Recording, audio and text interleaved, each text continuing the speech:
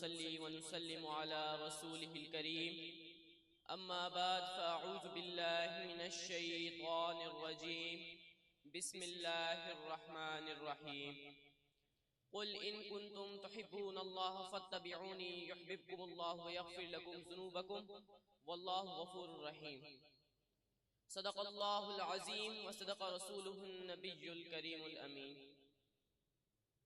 محمد کی محبت دین حق کی شرط اول ہے، محمد کی محبت دین حق کی شرط اول ہے،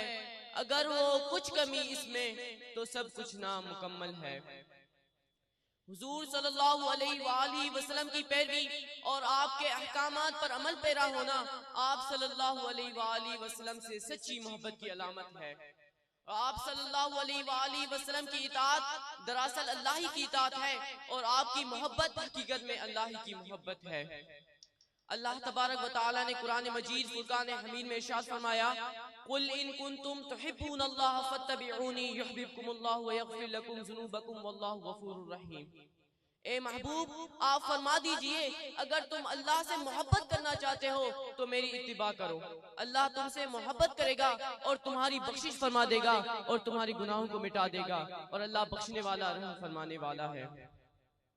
حضور صلی اللہ علیہ وآلہ وسلم سے سب سے زیادہ بڑھ کر صحابہ کرام رضوان اللہ تعالی اجمعین نے محبت کی۔ انہوں نے نہ اپنی جانوں کی پرواہ کی اور نہ ہی ان تکلیفوں سے خوف کھا کر حضور صلی اللہ علیہ وآلہ وسلم کا ساتھ چھوڑ دیا۔ ان کو تیز دھوپ میں تپتی ہوئی زمین پر لٹا کر تکلیف دی جاتی تھی، کہیں کسی کو زنجیروں سے باندھ کر صبح و شام بھوکا رکھا جاتا تھا کہ کہیں ان تکلیفوں سے گھبرا کر حضور صلی اللہ علیہ وآلہ وسلم کا ساتھ چھوڑ دے، لیکن انہوں نے حضور صلی اللہ علیہ وآلہ وسلم کی محبت کے مٹھاس کو چکھ لیا تھا اور یہ راز حیات جان لیا تھا کہ عشق رسول ہی دنیا و آخرت کی کامیابی و کامرانی ہے۔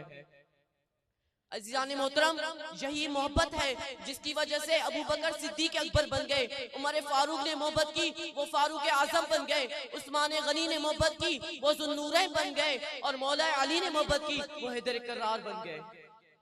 عزیزان محترم،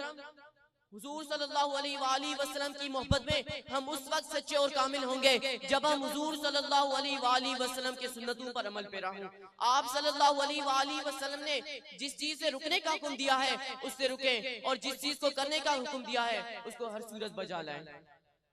عزیزان محترم، وہ شخص ہرگز اپنے ایمان اور عشق رسول صلی اللہ علیہ وآلہ وسلم میں سچا اور کامل نہیں ہو سکتا جو دعویٰ محبت رسول تو کرتا ہے لیکن آپ صلی اللہ علیہ وآلہ وسلم کے سنتوں پر عمل نہیں کرتا، 5 وقت نماز کی پابندی نہیں کرتا، چوری کرتا ہے، حرام کام کرتا ہے، الغرض ہر وہ کام کرتا ہے جس سے رسول مکرم صلی اللہ علیہ وآلہ وسلم نے منع فرمایا ہے، تو ایسا شخص باغی اور حضور صلی اللہ علیہ وآلہ وسلم کی محبت میں جھوٹا ہے۔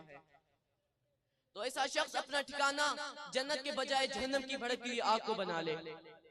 عزیزان محترم، حضور صلی اللہ علیہ وآلہ وسلم کا فرمان عالی شان ہے کہ اپنے اولاد کو 3 چیزیں سکھاؤ: آقا صلی اللہ علیہ وآلہ وسلم کی محبت اور اس کے اہل بیت سے محبت اور قرآن مجید کی محبت۔ اس حدیث میں حضور صلی اللہ علیہ وآلہ وسلم نے اپنی محبت کو قرآن مجید اور اہل بیت کے محبت سے پہلے اور مقدم اس لیے ذکر کیا کہ اس وجہ سے ذکر کیا کہ حضور صلی اللہ علیہ وآلہ وسلم کے محبت کے بغیر قرآن مجید سے محبت بھی کچھ کام کا نہیں،